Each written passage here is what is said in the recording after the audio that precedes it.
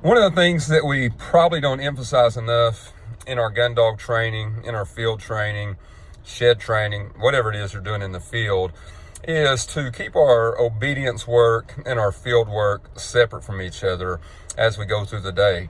And the reason being is that from day one, and especially in the first week, there's going to be a certain standard set on the obedience side that you probably don't have in the field. It doesn't mean that on the obedience that the dog is going to be to the standard, obviously, that you want it to be at the end of training, but there is going to be a certain standard. It's a fundamental principle that our corrections are for a lack of effort, not for a lack of understanding. And there's going to be a lot more lack of understanding in the field as opposed to the obedience side. There's going to be a lot more of a lack of effort on the obedience side the majority of the time. It's not a hard concept to teach a dog to sit, hear, heel, place. It doesn't mean it's going to do that. Obviously, it's not going to at the beginning. But you can correct that dog with the leash through the check cord.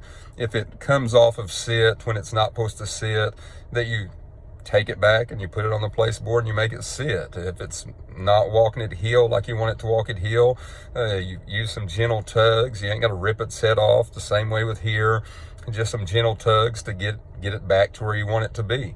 And so you're going to have a lot more corrections on the obedience side than you are in your field work. In your field work, you're going to want it to be as enthusiastic as possible, especially at the first, trying to build that drive, trying to build that love, trying to really get that dog to enjoy what it's there to do, enjoy whatever it's doing at that time. And so it is vitally important that you keep those things separate. And you don't want to work against each other. Certainly, you don't want to just take out what you did in your obedience training by letting the dog just run wild in its field work. You definitely want to put a check cord on it, a leash on it in its field work so that you keep that standard that you've already set on the obedience side, the same as in the field. But at the same time, there's just really a different enthusiasm that you're going to use in the field as opposed to the obedience. And again, you're going to use a lot more corrections. They don't have to be forceful. They don't have to be anything that's intimidating, anything that to the dog, but you are going to correct it. You're going to make it do what it is that you want it to do. You're going to take it by the leash again and make it sit. If it moves, you're going to make it sit.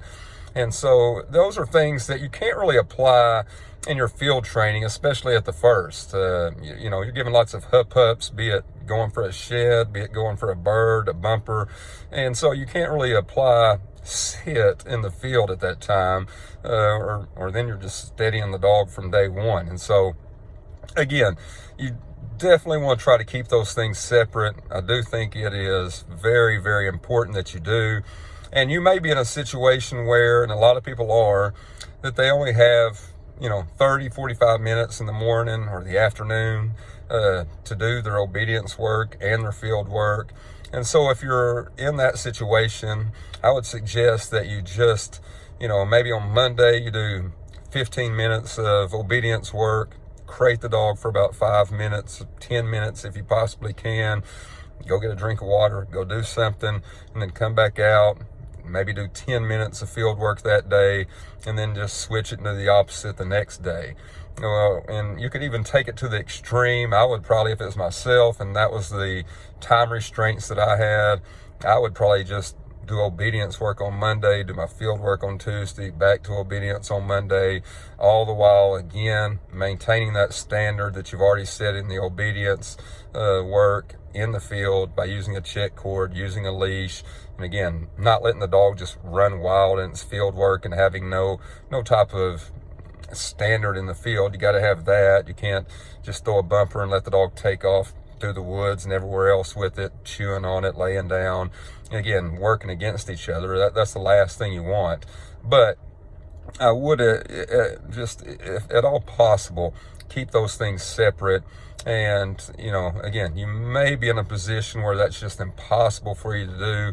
And if you are, then, again, you got to be creative. You got to improvise in some way. But I would always try to keep those things separate. Your obedience work from your field work. And I believe you'll be much more successful with that dog if you do.